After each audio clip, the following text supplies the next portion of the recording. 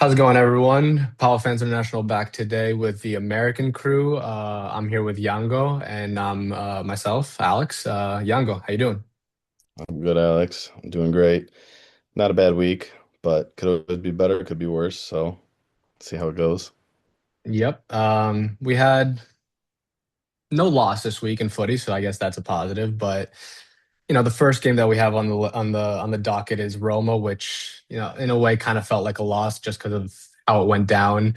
Mhm. Started off really well.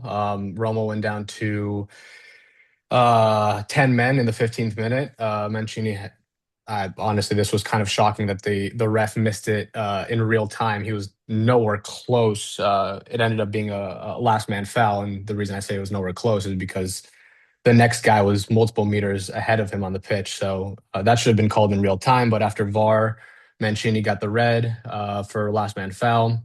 So since the 15th minute, Rome was playing down a man, but that didn't really materialize into anything until the 58th minute when Taborda put it in the back of the net.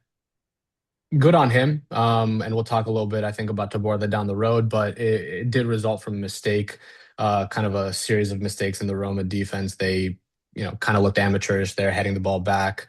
And then Taborda just found a little space and slotted it past the goalie. Really good finish. Can't take anything away from him there. But the reason it feels kind of, in a way, like a loss is because the Roma did equalize, not at the death, but in the 80th minute. Off a header. It was a cross, kind of deflected-ish from Katris, and then it found its way kind of to the middle of the box where Ziolkowski found it with his head and then put it past Lafon. And that was kind of the that was all she wrote. 1-1 at Oaxaca. Um, yeah, like I said, just kind of in a way felt like a loss. That was the last game of the league stage for us in Europa League, and it kind of I mean, not kind of did determine our fate. But yeah, let's talk a little bit about the game. Yango, what did you see happen against Roma? So, I mean, I don't know if I speak on everyone with this, but I thought we played absolutely terribly. That game was rough to watch. And I know we had our own issues with suspensions and injuries. Roma had their own issue too. Yes, I mean they have more better quality players than us, but I will say, like what you said, I don't know how the ref missed the red card on Mancini originally because that should have been clear cut. But if he was on the pitch still, that would have been a 3-4-0 loss for us. It was they were outplaying us up until that point, and I genuinely, I mean, I guess Rafa just worked with what he had, which I understand, but I cannot understand for the life of me why we always try doing long balls to Pantovic, who he's not a big guy. He's a bit of a runner, and I mean, he did win the red card, but really, it didn't create any chances. So I was a little frustrated with that. I mean, it's in the end, would you have asked me if I'd be happy with a tie with Roma? I'd probably say yeah, but it's also like a missed opportunity too, since we did score and they were down to 10 men. And going to our goal, we also did get a little fortunate. We got fortunate there, like what you said. That was just sloppy play from them. We're a little lucky that Tamborda had pressed the goalie up to that point. He was a little tired, so he was chilling back in their box. And because of their mess ups and the headers back, he just capitalized it. I mean, good on him on that. There's nothing wrong with that at all. And it's definitely a confidence booster because then we can kind of see weekend too. We'll talk about that game a bit. You could see, it meant a lot to him. And then for our goal, frustrating to give it up so late. It's not right at the end, like you said, but the 80th minute, we still should have been able to close that game out. Um, I know it becomes a point of where, you try to figure out why did we get scored on, who do you put the blame to? And just looking back at it, we kind of lacked a leader back there because the ball crossed in, Katris tries to head it away, it nicks off his head, goes back post, and then that young kid we have just got outmuscled by what'd you say his name was? Zerkowski? Ziolkowski or something like that. Zerkowski, yeah, he outmuscled him. I mean, he's a kid, he's young. I can't put blame on him, but we're really kind of lacking a leader back there to like demand and say, I got it, or like, leave it, or just someone to control the defense. that kind of hurt us a bit there. But what else did you I kind of think see? That, I think what you're saying about a leader is kind of true in that moment at least, but yeah, the reason it doesn't sit with me is because like I think Ingson has been really impressive when he's been on the pitch. He's for me, when he's on, he's showing kind of the most passion. He is very vocal. You see the camera pan to him a lot in those instances. So I agree that in that moment it did yeah, feel like we lacked a leader because I think we both saw it in the replay that he's kind of falling. He's ready to make that header away kind of movement. He is making that movement, but it hmm doesn't seem like he actually said anything. Or if he did, then that's on Caceres for not picking that up. So there's kind of two yeah, scenarios. He either Ingeson was in a better position to head it away and didn't say anything, which that would be a question on his leadership as the main center back there, or Gatri's didn't hear it or follow kind of the leader's shout. yeah. We don't know actually what happened, but I do think you bring up a good point about that Yeah, and I leadership. don't want to come at Cotley's for that either. I mean, that was his first game with us. You're doesn't matter if it's a weakened Roma team or not. It's still Roma in the Europa League. Like that's a big deal for him. And he hasn't, if I remember correctly, I don't think he's had much game time this year with Livadia Goal, which is why we brought him back. Right. So, I mean, it is what it is. You know, you just got to pivot and move. And speaking on Ingelson too, do you remember when I think he cleared the ball on one of the other young kids on Roma and he just kind of snapped and just like started Yeah. yelling. And that's that passion you were He talking. he went he went full Viking on him, yeah. Yeah, Yeah. it was good. No, But I can't blame Kadris either because like listen, he's a young kid and I don't even want to give him a pass just because he's a young kid, but as a young kid and also just like in general, you're told to not let balls get past you in the box because that could be the end. Like if there's someone right behind you, that's it. So you're not taught to just let balls go, unless of course someone's behind you and they call it. But again, yeah, that's where we don't know if it happened or not. So I can't fault him for putting a head to it and it ending up being a deflected head and then going behind him. You're never yeah, taught to be like, hey, just leave it. yeah. I know. So And let's just say he did leave it and then somebody came right in there and scored, then you'd be yelling at him either way. So realistically, he did the right thing. It was just unfortunate. It's just bad luck all around. exactly. Let me ask you, how many shots on target do we have? If I had to take a guess, maybe one. Nicole. One. One. Yeah. And that is kind of, I think, I can't say the one problem because I don't think there was just one problem, but I think that kind of summarizes what we saw over 90 minutes because we just weren't threatening, right? We Yeah. didn't really, I can't really think of an instance where it felt like we were going to score. We felt dangerous. And we did, according to what I'm seeing right now, we did have 11 shots, one of those being on target, but those 11 shots kind of didn't, nothing was memorable about them I don't except the remember one that, any. found the net and was, I guess, the one shot that was on target. But Mhm. that kind of feels like what the story of 90 minutes was for us. And you know what? Part of our problem with that, and I'm sure we can touch base on that a little later too, is and we've been saying it for a long time, a lot of us, but our midfield is in shambles. Like I don't mind Bakaseta, but when he's your most creative player, it's a problem. And Shopis, as much as he's energetic and he runs, he's just, at least in my opinion anymore, he's just kind of useless for this team. I don't see what he brings to the team anymore. And when you're running a double pivot with both of them, and there's no controller there. There's no one to calm the ball down, say, all right, let's relax here. Let's set something up. It's just we're too predictable. And it's what I remember before we talked about the crossing and all that stuff. It's embarrassing. I feel like the way we played, especially against them. I'm glad you brought up the Baka Shopis duo because this was, I think, the second game in a row that we saw. I think the first time that we saw it was last weekend against Atromitos. Yep. And obviously that game did not go our way either. We drew that game. And then the next game after that was Roma, and we see this Bacacetas Siopis duo again, and it's not a third one in midfield. It's only them because we ran out this 3-5-2. So we ran out the three center backs, two wing backs, only two center mids, Baca and Siopis, and then the attacking guys of Tabor Padovic and Zaruri. So second game in a row, we see this Bacacetas Siopis thing. Again, can't super blame Rafa because of just what he's working with right now, injuries, not suspensions, but just what he's got working in the squad right now. Hmm. But seeing that for a second day in a row on Thursday when we rolled out the lineup was kind of like a heart drop because like you said, you can't rely on Siopis to create anything. He's First of all, he's just a strict number six. So like his creating has always been not like you never relied on him creatively. So you have that. And then Baca, I've been a little vocal about Baca. I've said like I've said I'm kind of over him. I don't really see him offering much, which maybe this is just a hot take, but um, I don't see him offering much. I obviously he shows up with a goal here and there. He won us a game a few weeks ago with his hat trick, so I'm not trying to take anything away from him.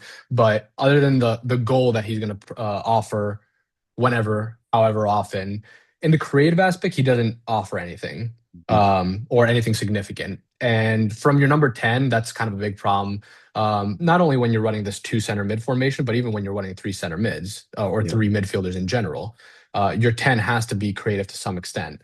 And I just don't see him doing much on the creative front.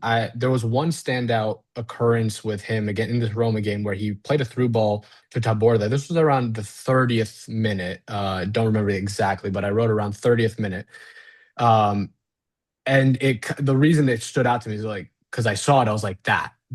Hmm. Like where is that? Because he actually did kind of what I want him to do, or what I think anybody would want your 10 to do.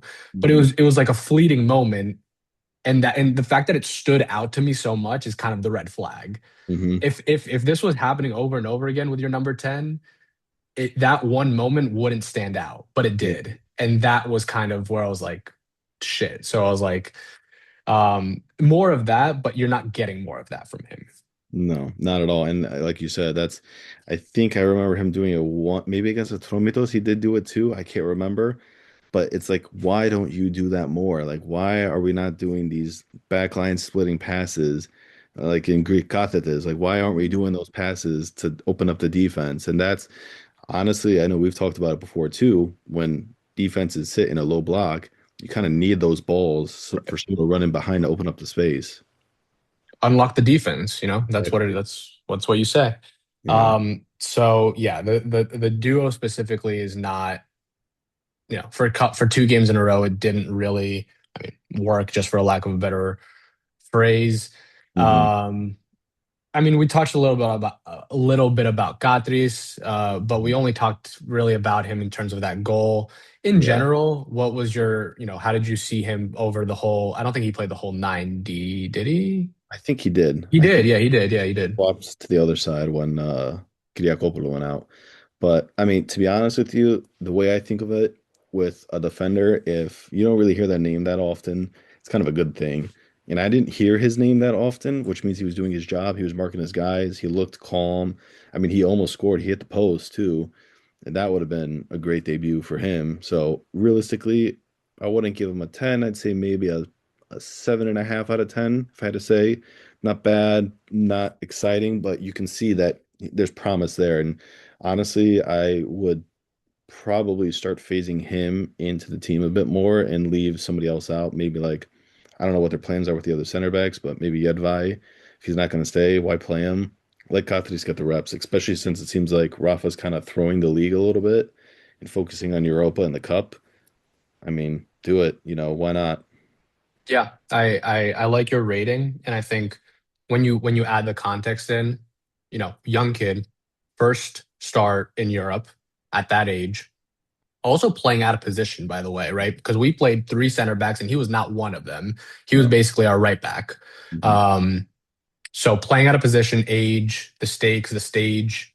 When you add all of this context in, it just kind of makes it even a little more impressive. Even if he didn't have a 10 out of 10, I liked your 7-ish rating. It kind of elevates it given the context.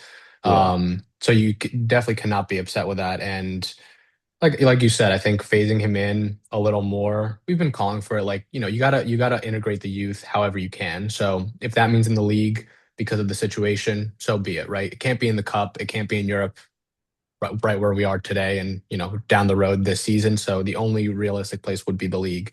So I guess that's we see.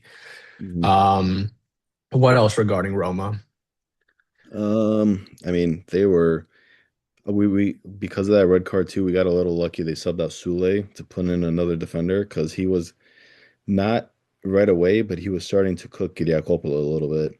I love Kyriakopoulos. I wanted him on the squad, but when he goes up against these crafty, like fast wingers, he struggles with them a bit, which it sucks for us because Mladenovic has not proven to be a good backup. And we could talk about this later because we did make a signing to help out with that. But it's something to think about. You got to have the so kind of jumping back a little bit when we were talking about, the squad and what Rafa's just using with whatever he has. The squad planning from the summer from Papajim really killed this team. It was poor, and we see, we're trying to pick up the pieces now with everything. And you got to have different characteristics in a lot of players because of something like that. When you have someone that's crafty, you need a defender that can keep up with them. So that's kind of something else I noticed with the team. Kyriakopoulos kind of is an interesting case because I think he started. I think we were all very pleased. I think with him in the beginning of Hmm. the season, and then kind of where I see it a little bit of a changing point was post injury, right? Hmm. It feels like he just hasn't gotten his footing yet post injury. It's only been a couple-ish games back, maybe three. Yeah, I think three. Okay. So I'm not trying to make excuses for him because I agree with you. I think his performance has dipped a little bit, but there does seem to be a before and after the injury. Hmm. But that's kind of common too. Same thing with Chirivella. Remember when he Mm. first came, he looked like a dog. I was very excited. And now it just seems like he keeps getting injured. He just looks slower, like he's tired. I don't know what's happened with the team with these players from the summer to now. I'm gonna throw something out there, and I'm not making any bold claims, but I do agree that there seems to be this trend, and this trend also goes back to other seasons. I don't think it's isolated to this season. Hmm. And what I'm thinking is, and I guess this is something that we've said before. This is not like a new novel idea, but this dip in performance when you are kind of out of competitions. Like, so Hmm. I'm kind of saying morale drop, but like I'm not only talking about morale, I'm talking about like something else that I don't really even really know how to place. Yeah. This kind of just like being out of competitions, and I know we're still in competitions, which we're going to talk about. Obviously, we're in the cup, but like just the big one is always the league, and that's the one you're playing the most games in, and that's the week to week thing, and Yeah. that's what's affecting your psyche on a week to week basis. Hmm. So being out of that competition, the main thing, I could definitely see how it takes a toll on players mentally, but also how that bleeds into the on the pitch. And the fact that we've kind of see this throughout many players, like you're pointing out, Chiri, Kyriakopoulos, Hmm. and then over many seasons, because that's been the case in multiple seasons, like being out of the league or out-ish. Hmm. I'm just wondering what's up with that. And I'm not, you're not going to give me an answer, but that's just kind of a thought that came to my mind the way we're kind of framing it right now. It's like I hate saying this because I don't believe it, but it's kind of like we've built a culture, it's gonna sound terrible, of being kind of like losers and giving up. Yeah. And it's Yeah. a fucking shame. I'm sorry to curse, but it's not, Panathinaikos is, we all agree that they're the biggest club in Greece. Like outside of Europe, I mean, think about Foti when he went to Sporting, all of his teammates are asking him, Right. how long has it been since they won? Right. Right. Right. It's we're known like this something's got to change, but and I don't know, maybe it's not like the culture, like I said, maybe it's not the mentality, but there's an issue there that everybody needs to address something. It almost feels like, and something that you were saying made me think about it, and maybe this is the word I was looking for. It's like an adrenaline thing because you said like Shiri starts off the season and he's like, he's running, he's a machine, he's this and that, he's putting all the passes right. Like it feels like he's full of adrenaline, Hmm. and then he runs out of adrenaline. It's kind of around the time where Yeah. the team falls out of this league race. Obviously, Hmm. that's happened, a couple months ago now, a month plus now, but it seems like it's like high adrenaline, then we start falling, Hmm. and that's a little different than like the morale. They're Yeah. connected, I think, but a little different. And yeah, the way you were talking about Chiri start to now, Kind of feels like that kind of adrenaline meter Yeah, like it's running killing. out. Yeah, run out. That's the word. That's true. Anyway, um, I think that's basically all we got about Roma, right? Yeah, I think that we've touched on everything we could with them. I guess the aftermath of Roma is what happens after in the knockouts, and that means we finished in that 9 through 24 middle of the league phase um, area, Hmm. and we I think we ended at what 19th, Something like that. And I 19th. actually think, if I remember correctly, I know people were talking about it, but I don't remember how it lined up. I think the draw benefited us with who we could have played because we drew Pleasant, and then the other team we could have drawn based off of that was it Fenerbahce? I know it was one of the Turkish teams. But if we had won, I think we could have gotten either Paok with the way things were going, or I can't remember the other one now. But It was and Paok or was it Braga? No, not Braga. no. Braga was first. I don't remember now, but I think it ended up being a benefit for us to end up tying, actually. So, like you said, we drew Pilsen, which Mhm. we've seen them this year. We drew 0-0.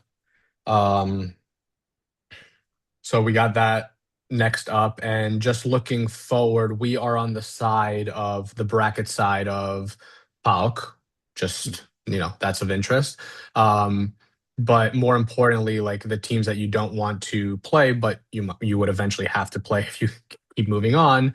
Lyon, that would be the 1 seed. And oh no, it's Lyon or Villa, my bad. Lyon or Villa, right? Okay. Yeah. I guess I thought it was all determined, but I guess they could go either way because I see them on both sides of the bracket still.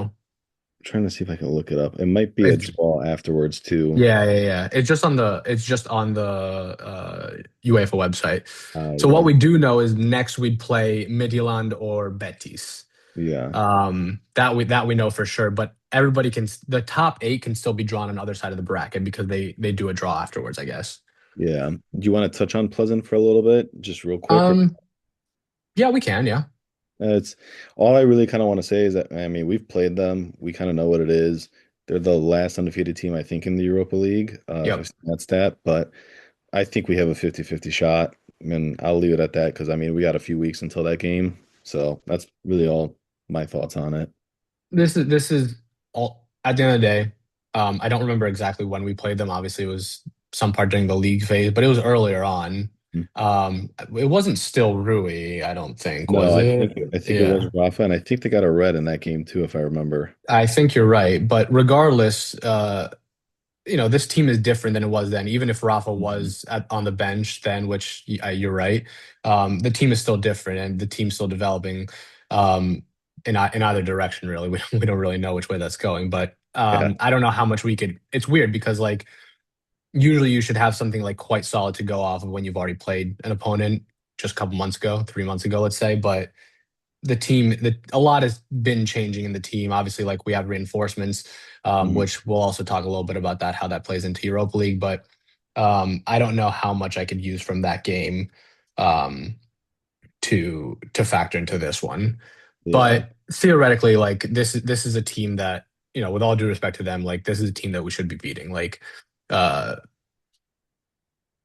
they're solid. They've been really solid in Europe over the past few seasons. So like they're no pushovers, but it, Panathinaikos, like the European Panathinaikos, should be beating this, right? It- Like it's not really a debate. no, I agree. We should win, but we'll see. It's a lot of time till then. I think it's 3 weeks or so, give or take 2 weeks until then. So, but we can. I think we got some time to worry about that later. So yeah, like we said, pulls in, and then after that, it would be one of Midtjylland or Betis, and I guess we still have to wait to see which like powerhouse between like Lyon and Villa we would be on the bracket side of. All right, so that's Europa League wrapped up for now. The next thing that we had was the game at the weekend, which was Kifisia. We won Yep.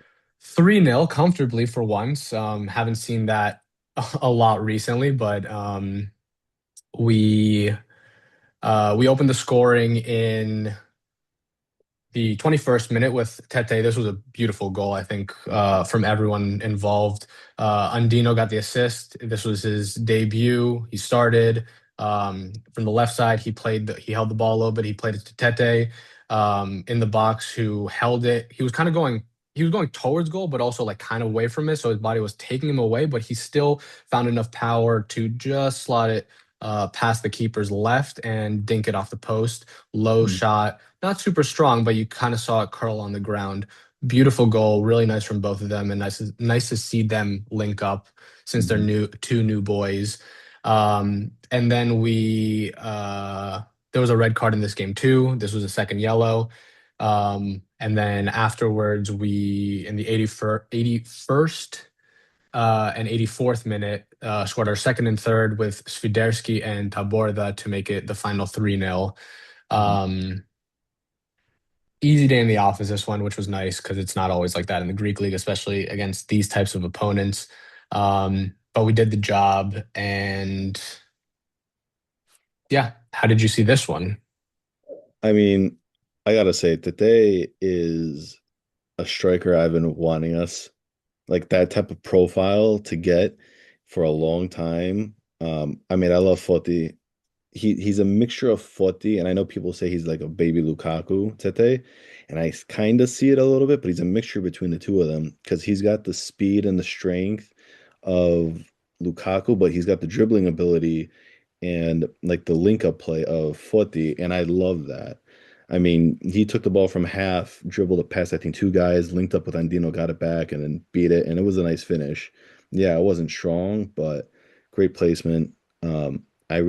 I'm excited for today to keep developing. I love the front three. I know Pantelidis was a little quiet this game, but I love the idea of seeing what the three of them could do, and even throwing Pelistri too. It'd be exciting.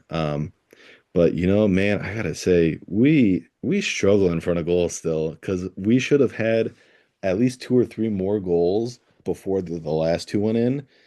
Because I know Bacaseta missed a chance right in the six. I think who was it? Kunduri missed one in there too, but he was my standout player really. I loved Kunduri. He was calm, imposing, like silky on the ball. It was very nice to see him actually play because I know there's a lot of hype with him at Panatolikos. And I'm glad. And I don't know if you saw the interview with him after the game. He said that Rafa believed in him and he supported him because he came with an injury and is kind of like that mentality of like I know where I'm at, I know what I need to do, and like I'm here to not mess around. Like I'm ready, and I want to help this team out. We need to be, Panathinaikos is a big team. We need to be where we're expected to be. So I think he was a big plus for me. Um, Swiderski's goal was nice too. It was actually a really well taken finish. I don't know if you remember it or not, but Yep. because he kind of like faked out their goalie too a little bit, got him to jump, and then timed it perfectly to slide it right underneath him. And then the last goal too with Tamborda, that's what I was going to mention. You saw the passion he had after he scored that one. It's I think slowly but surely he's going to start warming up and get back into it. He put his head down. I remember they were talking about him in the winter, saying he needed to train more, be better at practice. I think he took that advice and he even went up to Zeka, I think, for the celebration, if I remember, and hugged him because I think Zeka's been supporting him and trying to get him to acclimate with the squad and the culture and everything a bit more too. So it's definitely nice. We should have made it a little bit easier than we could have. Like it was an easy win still, but it very well should have been maybe a 4-5-0 win instead of 3-0. But I mean, you can't really complain. At least you scored three goals. Yeah, I mean, I got to go back to Tete because I got to say my piece too, which is nothing different than what you said. But I mean, I can't get enough of him, honestly. Like, Yeah. he's so impressive. The profile is so exciting, like you said. I didn't hear the Lukaku comp, but I guess I could see it. But the reason I don't get the Lukaku comp is because Lukaku has no touch, right? He has no touch. He has no ability to Exactly. hold the ball. He's a beast. He's a Therio, but like Mhm. I don't know that only to a certain extent. For me, Yeah. it's way more the Fortis comp because he could Yep. hold the ball, he could dribble. like you said, take the ball from midfield, play it out wide, then get back into the box. Excuse me. It's just so exciting. Really, really fun player to watch in such a small amount of time. Hmm. Um, and I remember I said like I saw one game from him. It was like I think it was his first game. I had seen him a little bit at Kifisia, but it was after the I think his first game with us. And I immediately was like, oh, I'm getting some Fotis vibes here. I didn't want to go full on because Yeah. like well, I was like, I'm feeling a little Foti here. And like, yeah, the more and more you see it, I think the more and more time we have with him, the more and more you're gonna see it. So that's really exciting. And yeah, just great composure. Like again, he's young, so like Mhm. a lot of the stuff that we say about the other young guys, like we have to tell him say about him too, because like great composure for that age to like, have that like not just pounded shot, just like kind of low curling shot through bodies, um, and to be in the right spot, have the confidence to carry the ball where he did, and then know when to uh, ektelesi. Mhm. Um, yeah, really good on him. Um, you mentioned Koduris. I thought he was really impressive too. Um, he definitely helped in the build-up play quite a bit. Like we weren't super smooth going forward, but you could tell that they're like having that. I guess he did play like the eight in that game, right? Yeah, a little hybrid kind of like 8-6. Yeah. So like having that, whatever, whether it's six, whether it's eight, but having that in midfield and that being able to like kind I guess what we were saying before, like kind of unlock. He played some balls over the top. Hmm. He switched the ball to the left to Andino a couple times, like just really smooth, impressive, and kind of a seamless transition in the midfield. And that's kind of what we've been lacking in the midfield that we've been calling out for weeks now. We kind of called it out earlier in this pod also. Hmm. Um, and then, I mean, I guess what I'm building to is actually the quartet of Tete, Koduris, Padelidis, and Andino, because those are like kind of our four. I'm gonna say name brand. I know they're not name brand, but like whatever, four marquee signings of this window, right? Yeah. Um, and they were all on display in this game. This was the first time that we saw them all together. This was the first time, obviously, Andino got a start, Koduris got the start. Tete and Padelidis we had obviously seen a little bit already, but first time these four signings of this window are coming together and all kind of part of this attack. And they were all impressive, right? Yeah. Like they to different extents, but they were all impressive. Like the first impressions of Andino were very good, and I had a Mhm. little bit of skepticism about it. Not that I didn't want him, but there were just some question marks around him. Like he hadn't played in 2 months, coming from Argentina, first jump to Europe. Blah blah blah blah. We don't need to talk about that now because he hit the ground running, got the assist, which is really good for his confidence. On the ball, off the ball, good movement, good pace, good awareness. But the Liga Stete, we've talked a little bit about Koduris, we just mentioned. So just from those four players, like really exciting stuff. Hmm. Yeah, and Dino was I don't know. He's very I don't even know. I can't really compare him to anybody that played with us before, but he's just very demanding. Like every time you got the ball, you were like on the edge of your seat to see like, okay, what's he gonna do now? But like you said, seamless. It was very smooth. His link up play was good. It's still some work because there were some misplaced passes. I know Yedvai tried playing him through one time because he thought he was gonna make a run, but that's just growing pains. That happens. But I was in the back of my head, and it's still early to say, you never know, but I'm worried that it could be a like a Tamborda situation when he first came. So I was like, big money. He's coming from a team that's not as well known over in Argentina. But what kind of called me a bit is I think the Gavri were looking at him too in the summer, Mhm. which I mean, like him or not, they know what they've been doing. I mean, they've been successful. They're not. I'm not their biggest fan, but they pick out good players. So if they saw him as a good player and a potential, then that kind of makes me feel a little better too. Same thing with River. River was looking at him too, if I remember correctly. River doesn't mess around either. They get good players too. So I'm glad we got him. I'm excited to see what's going to happen. But yeah, I don't did who played goalie of that game? I don't even remember. Was It Lafont? was a phone, yeah, yeah. Okay, I don't know. I I'm thought pretty sure. I'm pretty sure if I Yeah. remember correctly, someone was trying to say about getting Chavez in there, but I don't really think we're going to see him too often, to be honest with you.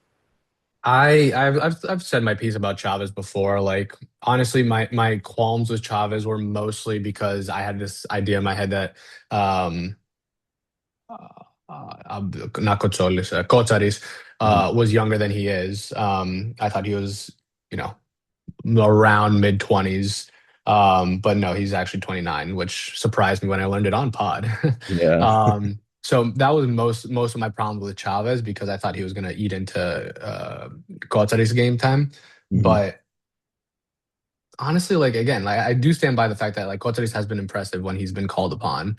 hmm Um, Not that Chavez can't be, but I don't know. Like if you're trying to put one higher in the pecking order, for me, it would just be Kotsari's because he's proven himself with this team this season. hmm But no one is above Lafon right now for me. Like I think Yeah. Lafon has not done anything wrong. He's not had blunders. He hasn't gone above and beyond either, but I don't Mhm. think he hasn't done anything for me to lose confidence in him as the number one. He did do one blunder, actually. I remember in the Roma game. I forgot to bring this up. We're lucky didn't score on us, but he tried playing it out of the back to, I don't even know, one of the center mids, and he passed it straight to a Roma player at the top of the box, but they lost the ball under their feet. We kind of got lucky there. I remember that because It sounds a little familiar now that you say it. It yeah, I does. yelled at my Yeah. screen. I was pretty pissed off. But Um, I will say too about this game. I don't know about you. I would have liked to see Catrice start again to kind of mm, build on his good momentum from the Roma game. But I mean, it is what it is. We got the win still in the end, but it's just reward him. He did well. Reward the kid. Fair enough. Fair enough. Who was? I guess he gave Yedvay the start on in this Yeah. one. Um, I don't know. A lot is swirling about Yedvay, but he does seem to. I wouldn't say trust Yedvay, but he is using Yedvay, He is. in a position where we actually have plethora of players. hmm Plethora. You know, it's not our shallowest position. We have Ingerson, we have Palmer Brown, we have Tuba theoretically, we have Yeah. Yedvay, and we have Kadri. We have technically five center backs, and he is still using Yedvay. So I don't know. Yedvay, there's a lot swirling around him, but Yeah. the fact Which that he's being used is kind of interesting. I actually noticed. I feel like there's a couple players I've noticed since Rafa's taken over have kind of lost their place in the pecking order. I feel like Palmer Brown is one of them that's kind of gone down a little bit.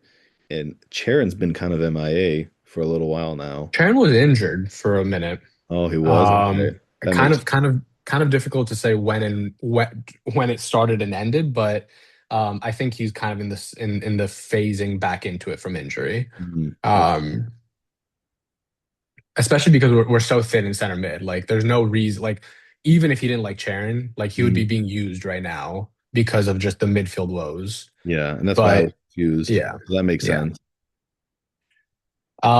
You mentioned Taborda, and I just wanted to shout him out also because he's been super impressive recently. I think kind of like the he jumped onto our radars. That sounds kind of funny to say because like he's been a topic of conversation for a while, but in the I think it was the Atromitos game in the last minutes when he was showing incredible passion and hustle. He won two fouls like literally within 30 seconds of each other. hmm Uh, on, the player on the pitch that was giving us the most chance to win that game at the death, hmm with his hustle, with his insistence to get these fouls and just put us in a position to put the ball in the box. It didn't result in anything, but that's not his fault because, like I said, he was the only one in that game, that Atromitos game, in those dying moments that really felt like we could win that game. That Yeah. was like almost like the turning point, right? Like there's like before and after Taborda hmm in that moment. And since that, that dying moments of the Atromitos game, he's been, I mean, I don't know if I could say excellent, but very good. On pitch, and the passion that he's showing is also just incredibly nice to see. It's And a he's change getting on of the score pace. sheet. Yeah. We need to ride the wave with him a bit more. Like that's why, like I said with Katris, reward the people that are in good form. Like give them just it helps and like maybe it makes them feel like for Tambola, for example, it makes them feel more comfortable, more relaxed. And he's when players get rewarded, they want to keep fighting. And his passion, um, is something we're missing. I know we talked about it with Ingesson a bit. There's only a few players that really show any sort of passion anymore for the team, which is kind of disappointing.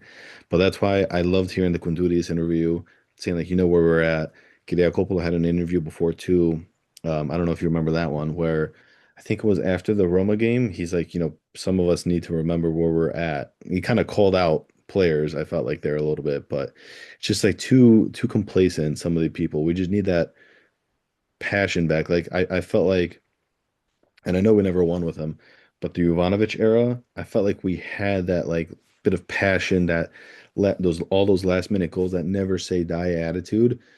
Um, Whereas now, lately, ever since Jova's been gone, it's kind of just dwindled away slowly. So it's nice to see someone like Tambor that's showing the passion, Ingesson. And I'm hoping some of the new guys too, like Pantelidi, he's academy kid. He knows what it means.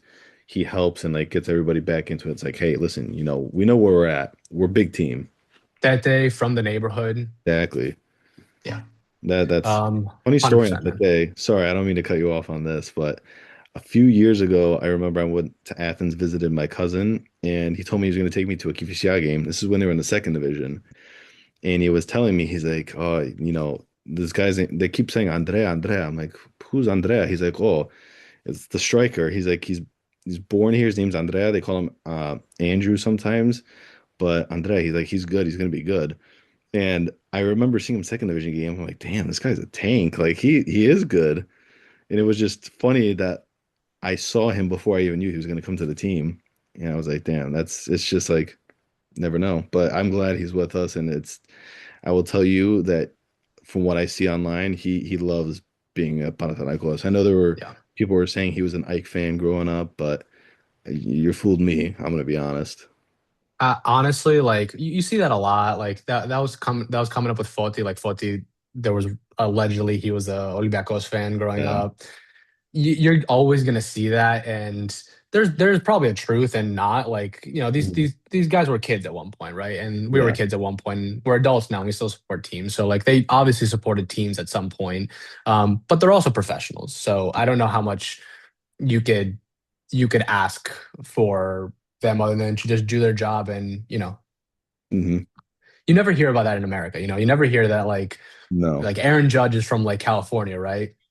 And Hmm. I think he's a Giants fan because that was the big thing when he was almost signed with the Giants. But you never hear like, oh, he didn't grow up a Yankee fan. Like Yeah. I don't know. That's just kind of something you never hear about in America, and you like it pops up in Greece all the time, and I just like kind of roll my eyes. I don't know.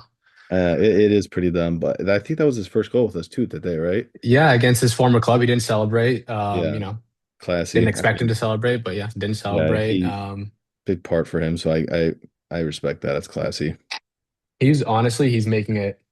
It's early days, but Mhm. he's making it really hard for me not to get a jersey. And I foresee next year. I don't think this year, but I think next year, his name is going to be on the back of one of my jerseys. But yeah, we'll get there. I want to, but I can't. Every time I get a jersey for somebody, they end up getting hurt or they leave. So I said, never again. I gotta Yeah. put one. Okay, so I think that's about all we have for Kifisia. That was a win in the league, which I don't want to say doesn't really do much for us, but we are still, I think, technically 9 points back from Levadiakos, who's in fourth. And we still have a game in hand, so Yeah. 9 points back, maybe technically six, whatever. We still got to win that game in hand, but the league is we just keep on going and we see what happens with the league, I think. Yeah. All right. So now in our chat, we have kind of two ways we could go. We could preview what we got going on this week, or we could talk a little bit about um, transfers, rumors, all this stuff. Pick your I say poison. I say let's go with the games real quick because the Okay. transfers I feel like we could talk about for a while, and I don't want to cut that short, really. Good, good. Okay. So we got arguably the biggest game of the season up till this point, until the next biggest game of the season. But Mhm. um, on Wednesday, Greek time, 8:30, we have Paok Cup. Mhm. Um, Are we home or away the first game? we are home the first game. So first game is home. Yes, Wednesday, home, Paok. Two legs now. This is now it becomes two legs. Before it was just a single leg, but now it's two legs. And this is kind of the final. This is the tie that, the winner probably will come from this tie. I don't want to talk bad about it's Levadiakos and Ofia, I think, on the other Yeah, side. I don't want to talk bad about Levadiakos. I can't. They're above us in the league, so I cannot yeah, say a bad word about them. And to be quite fair, if you watch them, they're pretty impressive. So I'm not true. saying they can't win the cup, but in terms of like the names, Mhm. it's PAOK and Panathinaikos. Um, and this is the all important one because of kind of what we've talked about for so long, what the cup means for the European ticket. The best European ticket that we can probably get this season, realistically, is going to come from the cup. It's not going to come from the league. Yeah. Actually, almost certainly, because even if we get fourth, the cup still offers a better European ticket than fourth. Hmm. So it's the all important one over two legs. Yeah. What do you think he's gonna run out what type of lineup? You think the same one we just had, or are you gonna think he's gonna switch it up a little bit, go like a back 3/5 like we've been doing in Europe? It's really hard because now we have a little fixture congestion, right? Over the past couple weeks and looking forward, this is a really, really congested time for us. Plus, we have kind of the gaps where we have them. I think there's kind of some players that are making a case to not be dropped no matter what. Like I think Tete cannot be dropped no matter what. Hmm. In this like crucial game, you need your best striker. Badovic has showed that he's not up for a game of such a magnitude. Him playing against Roma was completely circumstantial and needed because of just he was the only healthy striker basically. Yeah. Tete was not available for that game.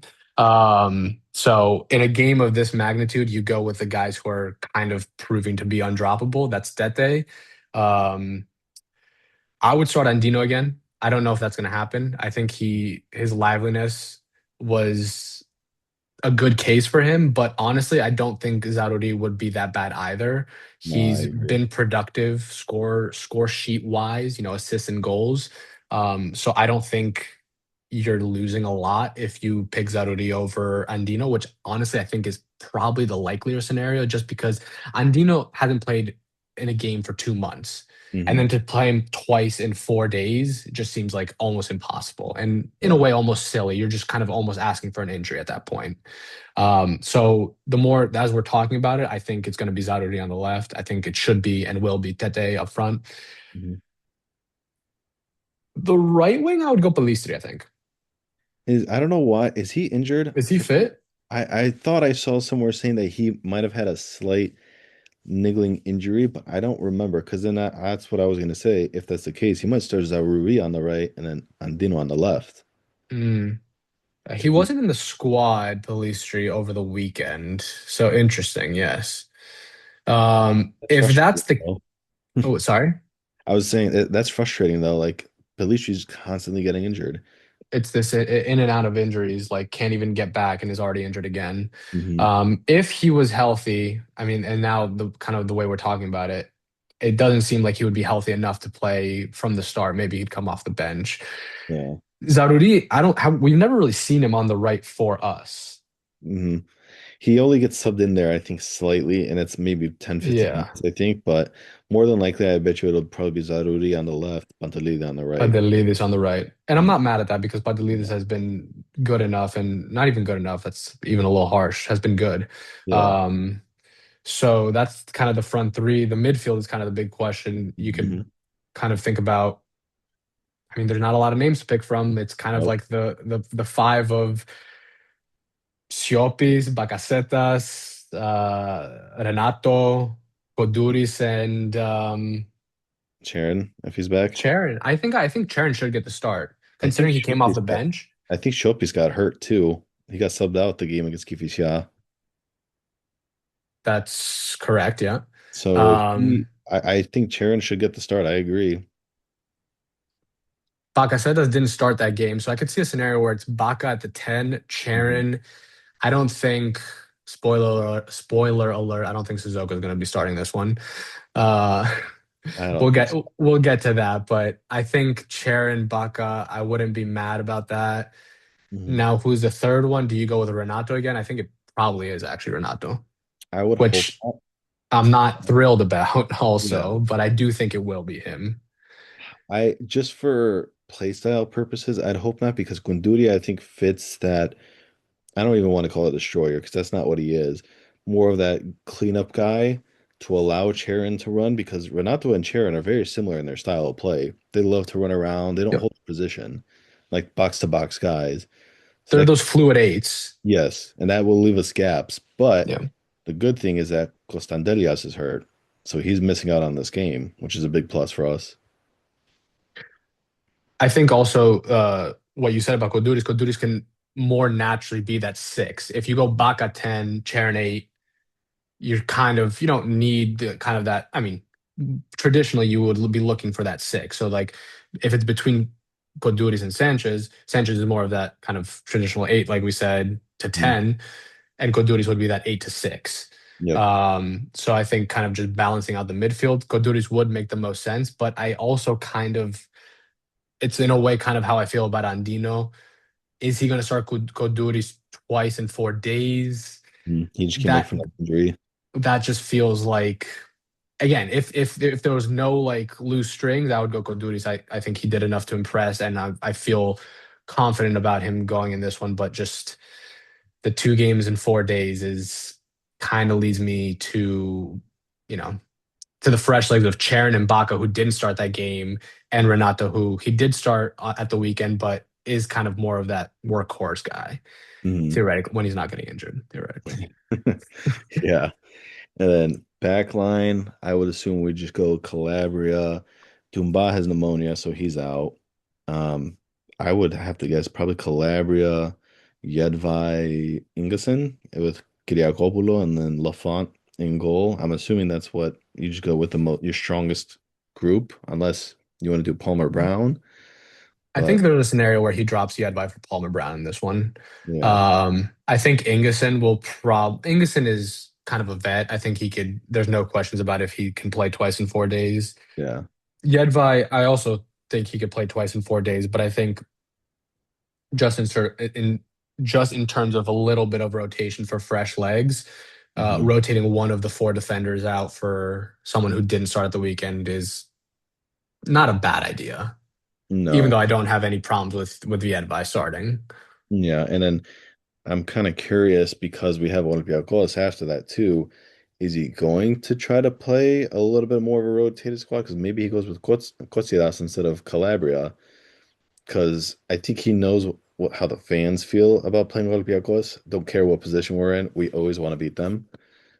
So I don't know. There's You a lot you of do, but you have to look at it objectively, like, and what the situation is. We're also away in the Olympiacos game, which again, you don't ever throw games. Like, you only no. throw games in American sports where there's tanking. We don't need to tank here, so you're never throwing a game. But if you're prioritizing one over the other, which I do think we should be, it's Wednesday's game. It's It is. Wednesday's game, and It I is. think you throw out the best squad you could throw out Wednesday, and then you go from there.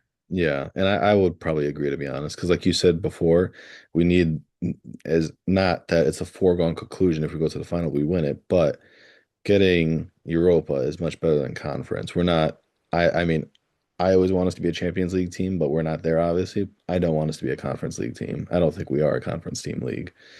So we'll see.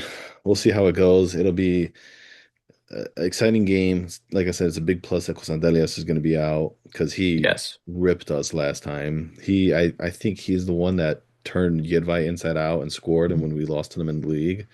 I mean, you couldn't even blame Yedba on that one because that was just brilliant skill from Yeah, Costandelias. Like, that's just he's above and beyond the best player in the league, and he shows his quality all the time. I'm surprised he's still here, to be honest. I thought he'd be gone, this is but the last season. yeah, I think so. I'd be shocked Yeah, if he's still here, but yeah. I don't know.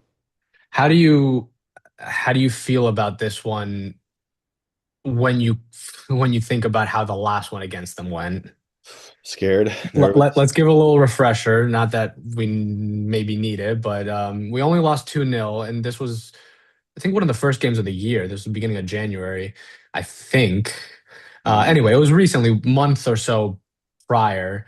Yeah. We only lost 2-0, but that was one of the worst performances in recent memory that our team has produced. That, again, we only lost 2-0. This was at Tuba.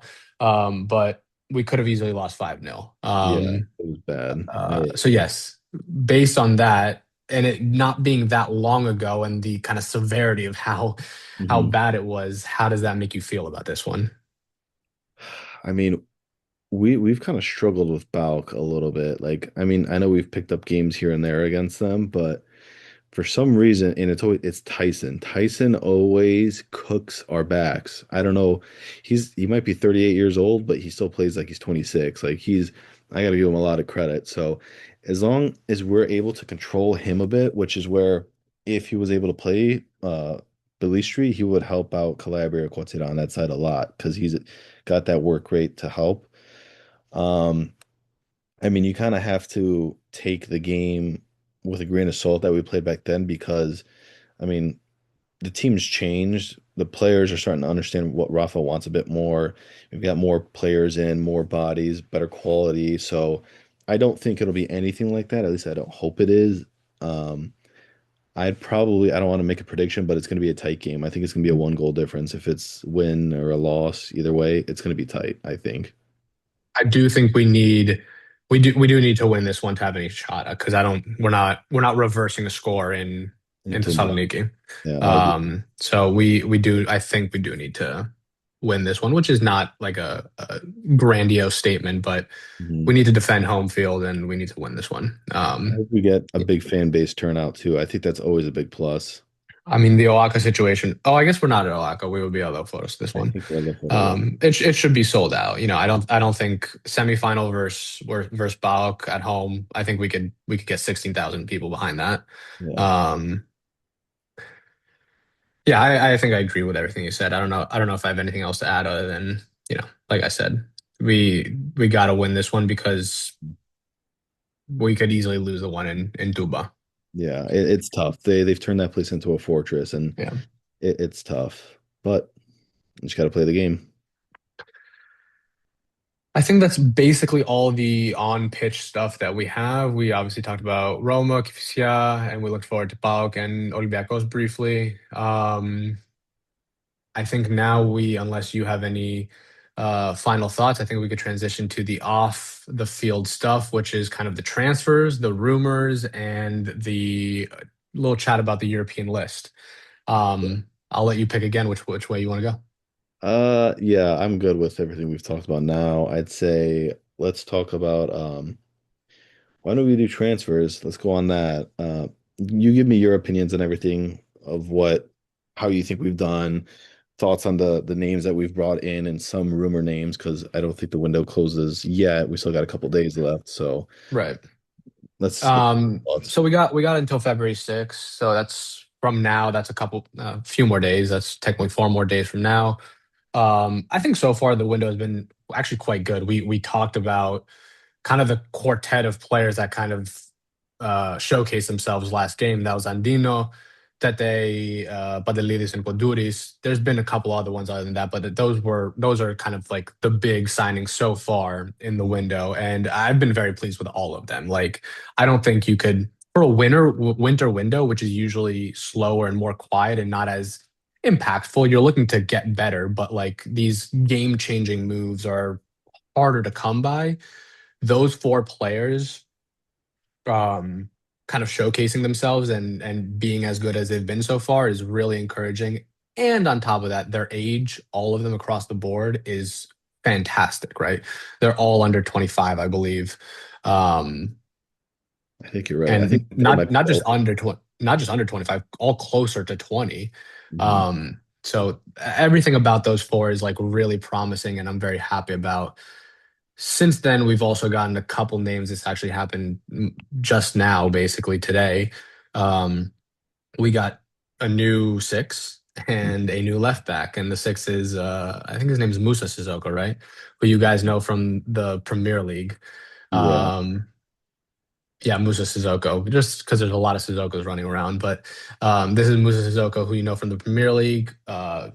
Spent time at Spurs, spent time at I think Watford, Yep. and Newcastle. Yeah. Um, so he's been around, and you know he was good back in his day. And I say back in his day because he is 36. So that's up there. We could talk a little bit about him, but the other one that I was talking to, the left back, which is kind of dragged on this whole window, Mhm. is Javi Hernandez, who that could be basically any Spanish player ever, but um, he comes from where does he come from? He comes from Leganes. Um, pick who you want to talk about, Sissoko, Hernandez. I mean, I can be brief on Hernandez. I don't know much about the guy, to be honest with you. I mean, it's nice to see that we got someone else in there instead of Mladenovic because he wasn't up to par. I don't even recall if this is a transfer or a loan for Hernandez. I want to say it's a loan, but I don't even know, to be honest with you. The loan, yeah. It is okay, yeah. So I mean, we needed someone. At least they've identified somebody. The frustration is that it took so long, almost the entire window, because we needed somebody from the get-go. And then Sissoko, I mean, in his heyday, he was great. It'd be a big upgrade for us. He's, kind of everything we kind of need in that midfield, someone, a workhorse, someone to clean up, that energy in the middle. But with him being 36 and the style of play that he has, and just the amount of miles he has on his legs, I worry. I think he did play 50 games last year for Watford, so he did play a good amount, which is always nice to see. But this year, I mean, I don't know. I feel like this is also a Rafa signing because he's worked with him, I think, at Newcastle. And again, we've needed midfield reinforcements. So I think there's a little bit of some butting heads in the front office and the upper groups. And Rafa just kind of said, listen, he's my guy. I've worked with him. I know him. Bring him in. And they just kind of went with it.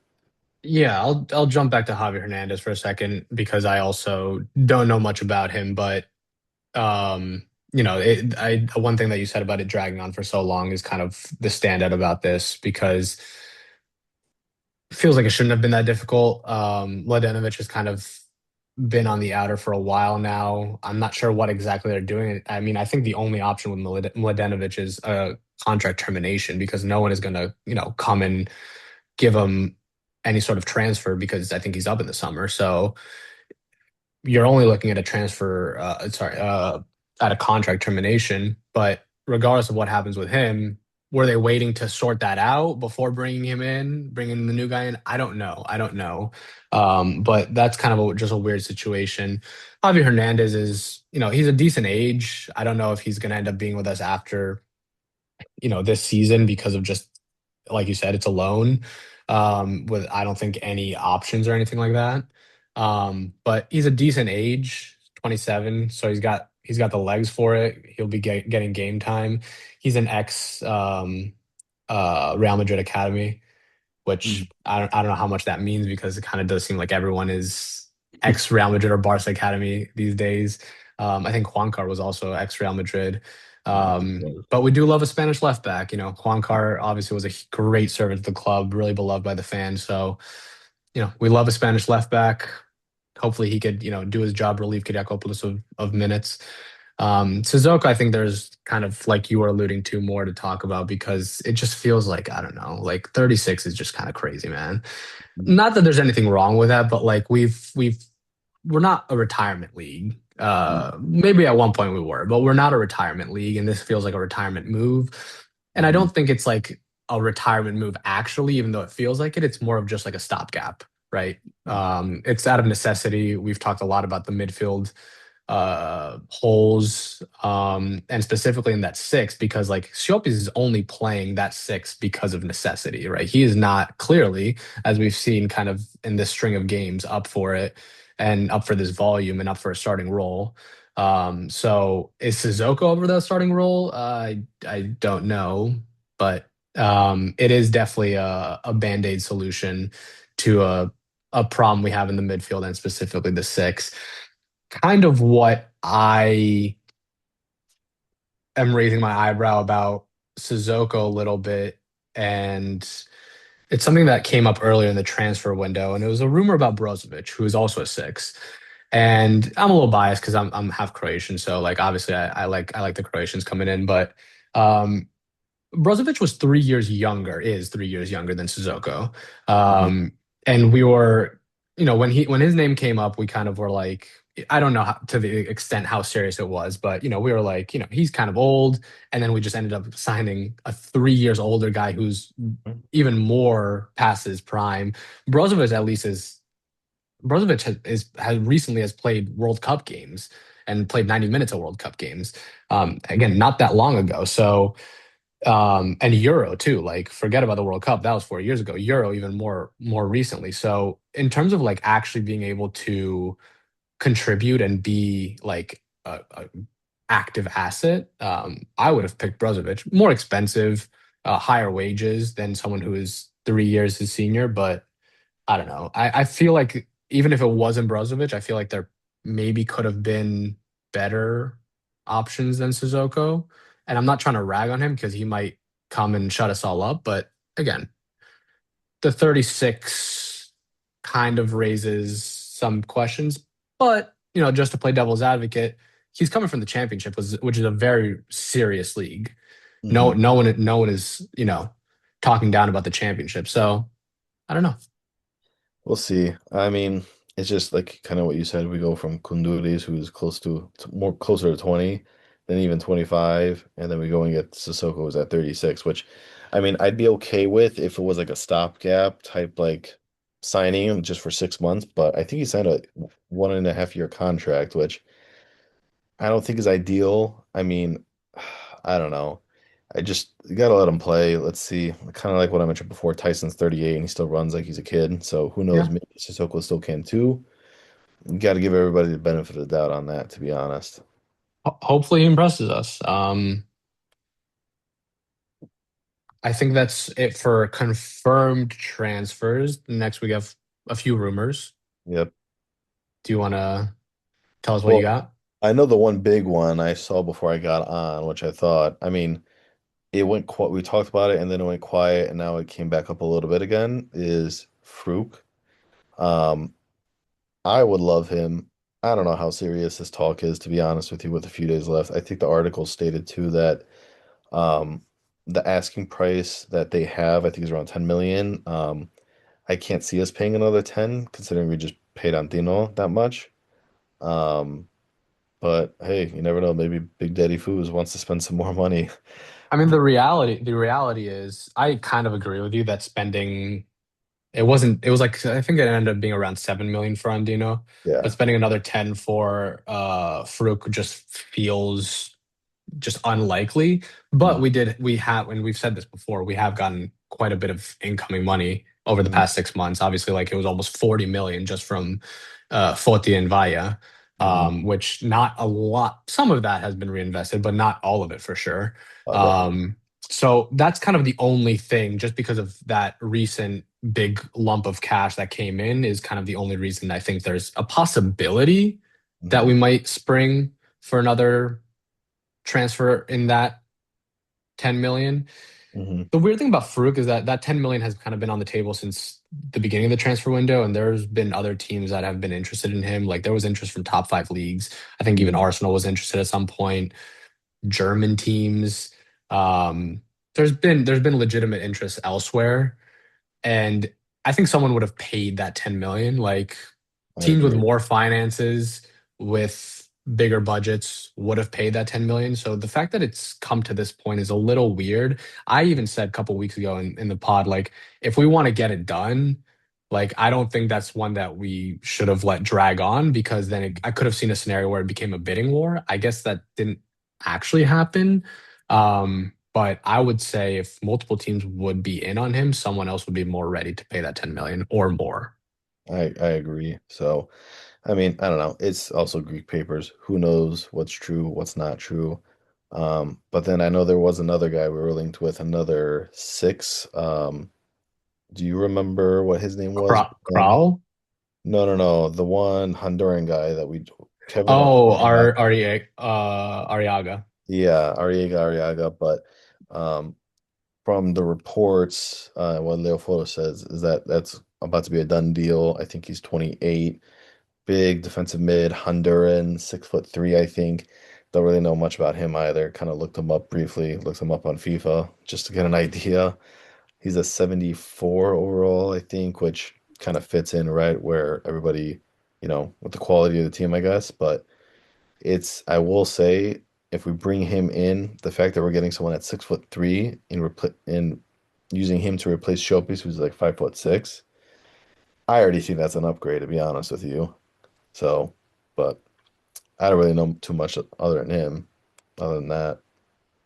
Yeah, I don't know much about him either, but I think that makes the Sissoko transfer make a little more sense. Hmm. If it's only Sissoko that you're relying on to be that six reinforcement, then there's eyebrows raised. But if there was always another guy coming in, like Arriaga, for example, then I could get more behind it. Yeah, because there was rumors about another guy from was it Charleroi, I think in Belgium, Kamara. They were looking at him too for a while. They were saying they were going to do Sissoko and him. Then I think he said he wanted to stay in Belgium. So I guess we pivoted, and this sounds like a Corona signing, considering it's La Liga. And then speaking of Corona, do you want to kind of go into Yeah, let's what do went it. on there? Um, yeah, so I mean, the little bit that I've understood and from what I saw, I guess Corona, Cocholis, they're butting heads from the sounds of it, and it's a real shame considering they've been working. This is the first window they've been working together, and the idea behind it was Cocholis was going to work, bringing in domestic talent, Greeks and people from the league, and Corona was going to work on people from outside of the league. Heavy Spanish influence, La Liga Spanish or La Liga influence, I'm assuming, just because that's where he's from. Um, but I guess Krau was a Corona signing, but Cocholis didn't want him. If I'm understanding everything correctly. So they were going back and forth, which is why Krau never went through the line. And that's why I also think Sissoko came in because Rafa was just over it and said, you know what, bring him in. I know him. He's my guy. I've worked with him.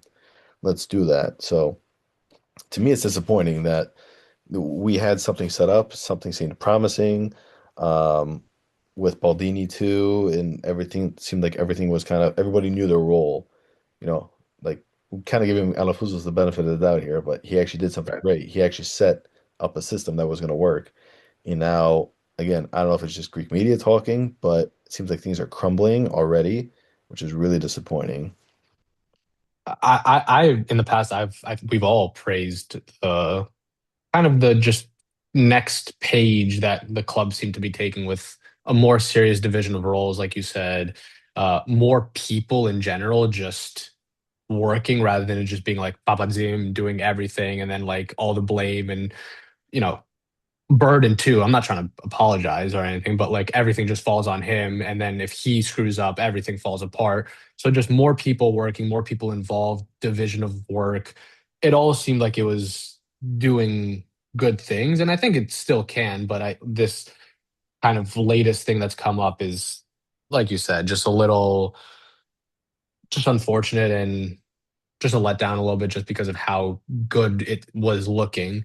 And Mhm. also just like you said, for it to happen in the first transfer window is also just depressing in a way. Like I don't it's hard without knowing the we're not insiders without knowing the inside outs of it. Like it doesn't it almost seems like ridiculous that there would be this butting of heads. Like they do have to work conjointly together. Like, if they're handling transfers, like they do have to talk and discuss, but like there's still enough division that like, hey, you are doing external, I'm doing domestic. Like, and there should never if I'm just gonna say this without knowing the inner workings, but if the external, if the abroad guy wanted to bring in an abroad player, Mhm. I don't think there should have been an issue with that. And I'm Yeah. not trying to blame Coatsolis because I don't know what's going on, but just from like face value, like there has to be discussion, but like I don't think Coatsolis can override that or shouldn't override that. Yeah. But then also that's why you have someone like Baldini in place, who again, I don't think this is really his role, but is should be playing a little bit of a moderator role, Hmm. even if that's not, his job title, which it's not, but he is there for a reason. He's not actively doing transfer stuff. He's more of an advisor role. Hmm. And if you have him there as an advisor, And that's alluding to advisor to Alafuso, but why is he not also moderating the dynamic between the two transfer guys? Well, that's how it should be because even Right. see in any sort of business, you bring an advisor in, they're trying to help you, the systems and everything, get everything working. If they see something going wrong in a system that they put into place, normally they'll be the ones to say, "Hey, you got to cut it." Right. So at that same, like what you're saying, what is he doing there? Why aren't you saying something? Say, "Hey, you know what? You can't." If that's how the inner workings are, because we Right. know what we're told and what comes out. But So interestingly enough, from this situation, it seems like Corona has gotten the brunt of the, do you want to call it backlash? I guess. Like, I guess you could call with it that. Which I don't know. It's especially in something like this, it's always going to be hard to have two different people working together because they're always going to have different viewpoints, they're always going to have different ideas of the profiles that the team need. So, I mean, in theory, it seems like it could work, but I don't know if it's going to last. Well, just got to wait and see. But the other thing to factor in is that there was like talk because he came from Villarreal, right? Corona or Valencia, Valencia, Valencia. and I think there was like chat from their fan base that like they weren't, I guess putting it nicely, they weren't too hot on him, or they had their concerns about him, or he had a kind of track record-ish kind of thing, and kind of we didn't really we like acknowledged it, but like we didn't really think that it was gonna be a factor, and then for it to like maybe be a factor in such quick succession after he came to us is also a bit concerning. Yeah.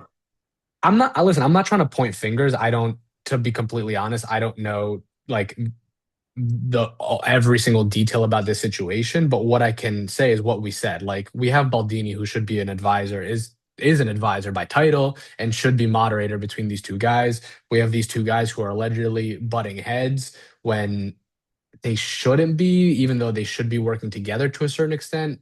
Hmm. I'm not trying and I'm not going to point a finger at someone, even though what's been out there in the open is Corona getting most of the blame, I think. Yeah. Well, I don't know. It's just typical Panathinaikos fashion, I feel like, for us to So have issues so quickly. So I think that's just something to follow. I think the only other rumor that we have is actually an outgoing one. I mean, there's a couple other rumors, but the loudest one left to talk about is Calabria being linked back to Italy, Yeah. and that's mainly with Lazio and Fiorentina. Hmm. Um, this kind of was floating around even like a month or so ago, I feel like. Yeah. It's not too surprising. I feel like he was always gonna, and not that I think we're this way or not, but kind of like a stepping stone to get back into Italy. Because for a little while there, I mean, he was at Milan, captain, great, and then it just fell off when Conceição went there. Then I know he went on loan to Bologna. He was struggling over there a little bit slightly. So he was kind of using us as a revival to work his way back over there. I will say Lazio and Fiorentina really aren't the best teams to go to right now, if you kind of look at what their league standings are.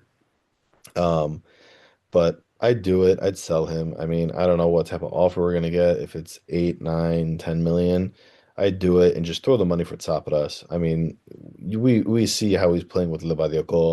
Go get him. Go get him and get Vihos. Stop playing around. You're talking about probably the best two backs in Greece, and we have been dying for a right back since we sold Vaganidi, and we've been dying for a vice Kyriakopoulos for a while. Hence why we did that, loan offer for Hernandez, I think it was, right? So that's what I would do. Probably not now because we're gonna have an issue with the European list. But in the summertime, sell him and bring those two guys in. I think that makes the most sense, and I almost positive every single fan will agree on that. That we I got think we all want Sabras. yeah. We've all kind of said it, and yeah, I think we all want Sabras, especially now that like he's. I mean, we wanted him last year, to be Mhm. completely fair, but even now, the whole team is playing above their level.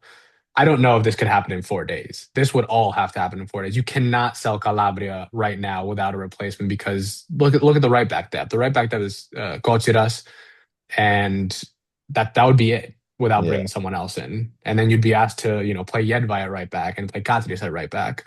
Um, so I don't see this happening in 4 days. That would be insane.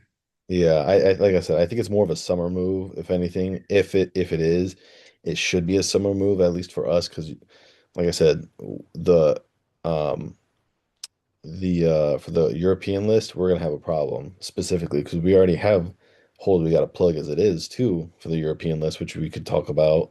Yeah, I think we covered the active transfers, the rumors. I think this is a good place to go to the European list. Yeah. So I mean, go ahead, take it away. So basically, what now we're allowed to make changes after the league phase for the knockouts, and if I'm not wrong, you can make three up to three changes. Yep. And where we stand is that we kind of have to make a goalie change, a goalkeeper change, because Dragowski was on the list Yep. and now is obviously being subtracted from the list, and you have to add a goalie. So that's going to be Chavez, the newly signed Chavez, Mhm. and then you have two more changes after that, and it's going to have to be a left back probably because Mladenovic is on the list and is going to be taken off, Mhm. right? So you're not going to run probably with one left back. So you're probably going to have to add a left back, and that's obviously Javi Hernandez, who just came in. Yep. And then you have one spot. And this is again, there's a bunch of ifs, but these are, the goalie and the left back are I don't want to say locks, but pretty likely because Yeah. I don't think you could work around it. We don't have another makeshift left back. Like Kotsiras in these high stake games is not going to be a makeshift left back. Mhm. Goalie, okay, Chavez is not going to start European games, but Lafont gets injured. What do you do? Like, Mhm. so these are what? Put Kotsiras in, he could Well, do all Kosi doesn't go. Yeah, yeah, the Swiss Army knife. that. So, again, the goalie and left back is not a lock, but it's like as close to a lock as you could probably get. And then you're left with one, and then you have question marks like Pete, Mm-hmm. Andino, which are Pantelidis. Padelides, which are, what do you do? Yeah, even Kunduri. I mean, we already said it too. We're struggling in the center mid spot. You could consider him from last game. So that's where the European selection is a problem, and that's kind of what we go back to with all the summer signings that we did and the way that Papa Jim set the team up. He left so many holes for us. It's problematic. It is a problem. But as much as I love Tete, I don't think we're gonna use him for this because we have Pandovic already. We have Swiderski. We're gonna bring a third striker, and we're gonna just run with, I guess, Juricic and Zaruri on the left, and then it'd be Belistri on the right because Tete's gone too. He was part of that list. So that's we got a lot of thinking to do. So your shout is for the last spot, goalie, left back, and the third one for you is Andino, if I'm not wrong. I would say so because I think, or damn, see, I don't know. Maybe because Pantovic could play the wings too. Maybe you do go Tete and then you start him because realistically, he fits the way Rafa wants to play in Europe. I think that counterattack, attack in the space, he fits that. So if you have a front three of Pelistri, Tete, and Zaruri, I mean, that's pretty quick. And if you have somebody in the midfield that could spray the balls. But if I had to choose a gut feeling, I would say we go with Tete, I guess. You Thinking think that about they it. okay? I don't think there's not a I mean maybe there is a right answer, but in chatting, I don't think there's a right and wrong answer. I Yeah. think one thing against Andino is that I think Rafa does trust Zaruri quite a bit. Yeah. Especially in these European matches. Again, I'm not saying Zaruri is blowing the roof off of anyone, but he's done fairly well. He's improved in the beginning. I think he's steadily improving, but in general, I don't think he's done bad. And I think, like I said, Rafa isn't showing adversity against him. Mhm. Um, so that's kind of an argument against adding Andino because if Rafa trusts the left wing already, then yeah, Andino can play right wing and all that. And like you said, we lost Tete, Mhm. but I think Rafa could be comfortable with Zaruri on the left, Yeah. which would kind of then point towards Tete. Mhm. But I think you bring up a really good point that we do have actually depth at center forward in the European list. We have Suderski, we have Padovic, and we technically have Dessers, who I know Mhm. is not available for. He won't be available for Pilsen, I don't think. But I think if we progress, he would be available for the next round. Is he in the list still though? Because I think Pandovic came in to replace him from that injury. Oh, did he now? Okay. I think, if I remember correctly, because Pandovic Okay. was there originally, and then Desser's got his first injury, so I think we contacted UEFA or did something to get him in there, if I remember correctly. Okay. That's definitely possible. Another thing to consider is just take out the positional needs for just a second. If you just look at the individuals, and Hmm. if let's say the question is between Andino and Tete, let's just put Badalides aside for a second. Let's put Koduris aside for a second. If you just look at those two, Andino and Tete, who do you think individually is more ready to step up on the European stage? I don't know, maybe this is a hot take, but I kind of say today. I would say Tete. I would say Tete. I Yeah, think it's a lot to ask from Andino, who just made the jump to Europe. And I know, listen, I know Tete hasn't played actual European games yet, but he's still in the European system. and he did I play for the Thinky too. right. So I think it's a lot to ask from Andino, who just made the jump from different continents, right? A completely different continent, halfway across the world, to then again, I'm not saying he can't perform on the European stage, but like again, just going back to my question, who is on paper more prepared to make an impact on the European stage? I don't think it's the player who just came from a different continent. It's true. So that also kind of leads me towards Tete. Yeah, but I think he kind of what I said too. I think in terms of the style that Rafa wants to play, I think today makes a bit more sense. And I would agree. I think it would be a lot to ask Andino, hey, you know what? You're on the European list. We need you. Go out there and, you know, take it to them. It's not it's hard. There's a transition period. Yeah. Maybe not every player is the same, but we saw how long it took Tamborla to cannot really get his feet wet right now. Right. So I would agree. I think that they is the one that is more ready. And you got to go with the players that fit the system and the players that are the most fit for the moment, which I think that they is like we just keep saying. So then it would seem like our shouts for the three changes are Chavez, Hmm. Javi Hernandez, and Tete. Yeah. Two Okay. of them kind of forced into, which kind of stinks, but Yeah. it is what it is, you know. Okay. Is there anything else that I did want to I think we kind of alluded to this before, but Chirivella is out for 2 months. Mm. Yeah. You were saying you had a little more info about this. Yeah, I think the original fault was only a couple weeks.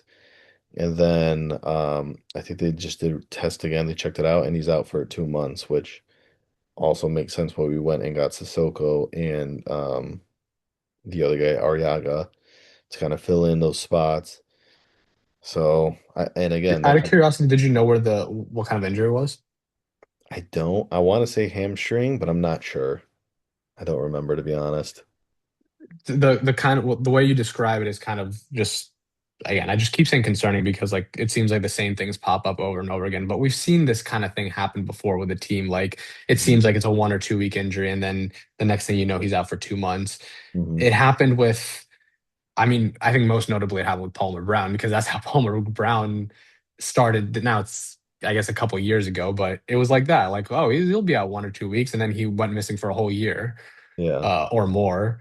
But we kind of see it also with like Pelistri's kind of dealt with that this year, and that's true. Dessers has dealt with that this year. So like this kind of 1 to 2 weeks, then into like 2 to 3 months is a recurring thing. Yeah, it's I don't know what's going on with that. I gotta hit up my cousin. He's got connections with the medical staff. I gotta see what they're doing over there. Well, there was something interesting that Rafa mentioned, and we already said this, so I don't want to harp on it for too long. But he did mention this when he first came, and he said something along the lines of like he wasn't happy with how the players were being trained, and he alluded to what the training regimen was over the summer. And I don't remember the exact thing, but he said something like the players are trained, but they're trained like the wrong way. He said like they're lifting weights and like they're building muscle and stuff like that, but they're not focusing on endurance or running long distances or this and that. Again, I'm paraphrasing this off of memory, but I do believe it was something to the effect of that. Yeah. The Whether the details of that, paraphrase are 100% correct, I think the takeaway from that was he was not pleased with how they were trained. He didn't say they were not trained. He just wasn't pleased with how they were trained, Yeah. which I think is kind of we've talked about the health of the team for years now, but we're still seeing the effects of it. So maybe he's onto something. Yeah, and I know, just from playing and being around the game and just talking to people and reading up on it, they always say building muscle doesn't really do anything. It kind of hurts you more. Because you need to you got to train the way you play. So it's when you're lifting, it's got to be that explosiveness. You need to get your muscles used to the quick movements that are in the game. So if the players are just literally just lifting, that would explain a lot of reason why we get all these injuries, which is concerning. Right. The other one is Dubai. You mentioned he has Yeah. pneumonia. That's not not training related, but that's just another Yeah. one to put out there. I don't. Is there anything else? Charon, I think is technically being eased back from injury, Yeah. which is why we've seen him come off the bench. Hmm. Um, Pelistri maybe has an injury because he wasn't there on the oh screen, yeah, yeah, but yeah. it's just it's always the same thing. Um, I think that's basically it for the FC. We covered a lot. We did cover a lot. Do you have BC. a Oh, go ahead. Sorry. transition to BC? Yeah. Yeah, I don't really know too much with BC. I haven't paid Yeah. attention, I but mean, I'll just run down what's been going on. I think we've only had two games since the last podcast. It was one EuroLeague game this week, which we won by a hair. It was against Asvel Lyon away, which they're actually the bottom of the standings. I was going to say they're towards the bottom. They are the bottom, and we only won that by one. It looked actually 1 point is actually worse than it was because they kind of like were itching back just at the end, but like we were still like with seconds left, we were still like 4 to 6 points. So again, which is not great against the last place team, but it was kind of labored at the end when it shouldn't have been. We did get away with a win there, which I guess is what's important. But the follow up to that was quite bad because we lost to Addis in the league, Mhm. which that was away, that was in overtime, and we kind of got slapped in overtime. We ended up losing by 7. Um, and there kind of is a little bit of a fallout happening where um I mean obviously the fan base is not happy with kind of how the trajectory of the team has been going recently. Even when we're winning like I said, 1 point against Lyon is not convincing, but we've lost a couple important games.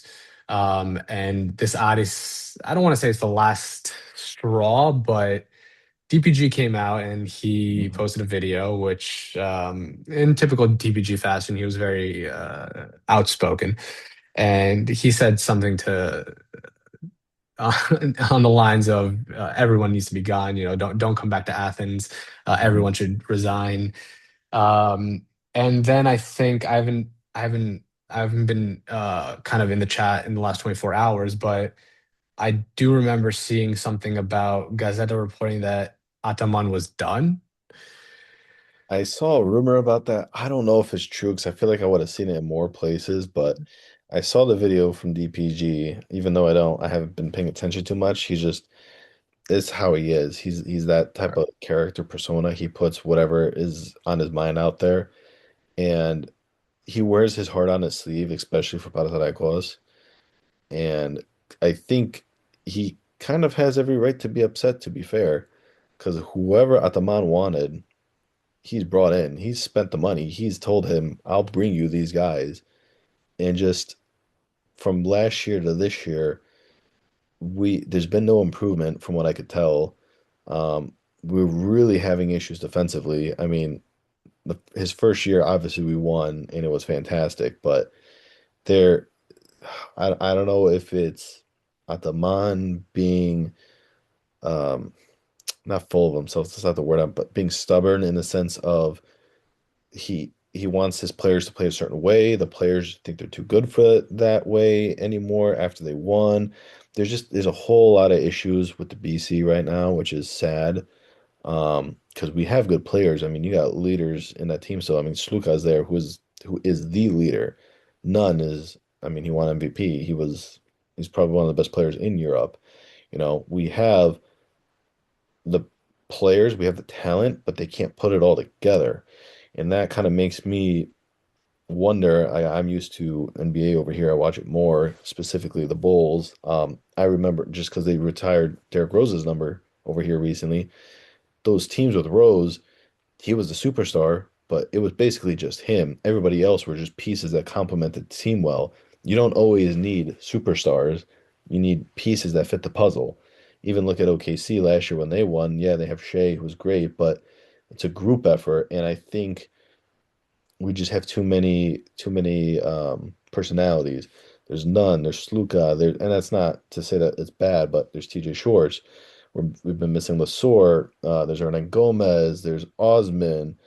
It's a lot of names that just might not work together anymore. And I don't know if that falls on the players or if that falls on Ataman, but I I think DPG has every right to be upset, personally.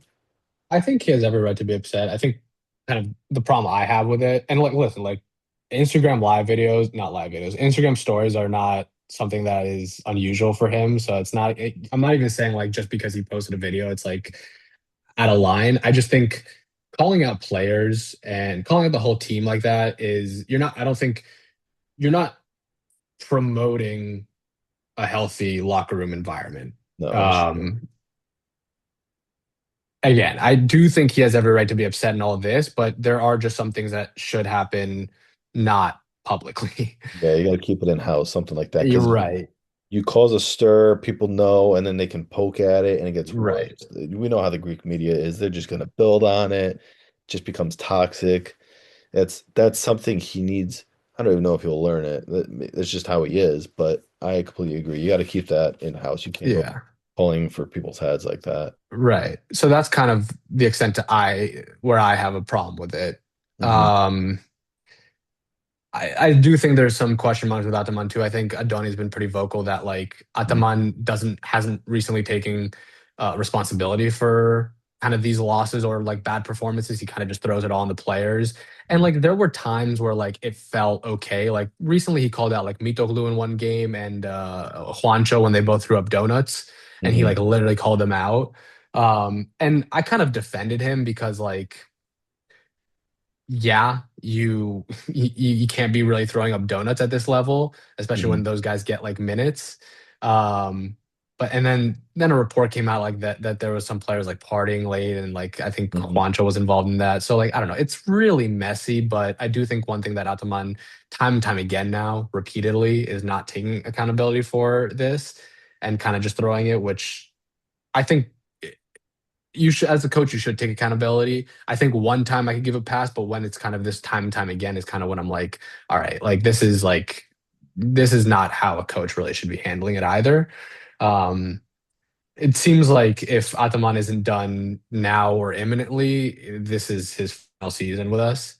So I think kind of worst case, best case, I don't know what you want to how you want to look at it, but at the end of the day, I do think that when the season is over, that it probably is it because I think DPG has had enough. I think the fan base is kind of getting to that point, Hmm. and it just kind of feels like sometimes you just need to change, right? Like that's just kind of how sports work. Like even something that like Ataman might still be a great coach. He probably is. We're still a great team, even though we're not really playing like it. And the two parties might just need both a change of scenery. Hmm. Yeah, I would say that's probably fair. I think he's after the season. I think he's done too. Now, who's going to replace him? It's a different story. I think they lost their opportunity to get the replacement. I always forget his name, but I think he's coaching Zalgiris now. He used to play for us. He was a player. Yeah, Yescu. Yaskevicius. Yeah, I think he is Yeah. one Is of he the. at Zalgiris now? He was at Fener, wasn't he? Or is he at Fener? Maybe he's at Fener. I could be wrong, but I think he signed an extension of whatever team he's on now. Yeah, he is on Fener, There. Okay, yeah, I yeah. think it's an extension. So if Yeah. we miss out on him, I don't know which route they're gonna go, but Yeah, I think a lot of people thought that that was the logical replacement, but I do think that ship has sailed at this point.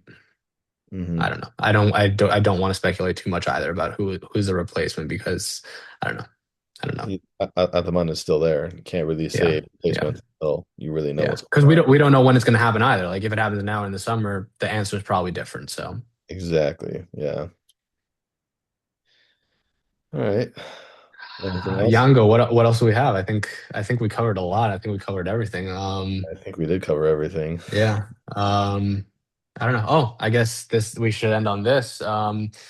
In a couple hours from now for us in the US, but it is the next day in Greece. It's our club's birthday. So Yes, that's nice. I think it's 118 years. it is 118. So χρόνια πολλά to our club. Can't even say not that because we're already past that, right? I know. It felt like it was just yesterday. Yeah. So obviously that's very nice. February 3rd, club's birthday. Um, I don't know. Yeah. Hopefully it comes with a win on Wednesday, the day after. Let's hope so. It'd be nice. Maybe we could celebrate it. The boys can go out for bazooka, maybe. Okay. That's it from us, from Alex and Yango. Guys, if you can, share the pod, like it, give it 5-star review if you can on Spotify or wherever you're listening. Interact with us on Twitter. Like I said, share it. We're also on YouTube. Adoni's putting up some TikToks every now and then. You know the whole spiel. Thank you guys for listening. It's been a pleasure and see you guys probably in a couple weeks. See you guys.